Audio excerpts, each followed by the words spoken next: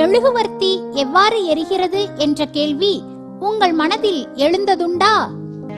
திரவ நிலையில் இருக்கும் மெழுகு வெப்ப வாயுவாக மாறும்போது ஹைட்ரோ கார்பன்கள் உடைந்து ஹைட்ரஜன் மற்றும் கார்பனாக வெளியேறுகிறது. கார்பன் அங்கிருக்கும் ஆக்சிஜனுடன் வினைபுரிந்து கார்பன் டை ஆக்சைடை வெளியிடுகிறது. ஹைட்ரஜன் அங்கிருக்கும் ஆக்சிஜனுடன் வினைபுரிந்து நீரை வெளியிடுகிறது.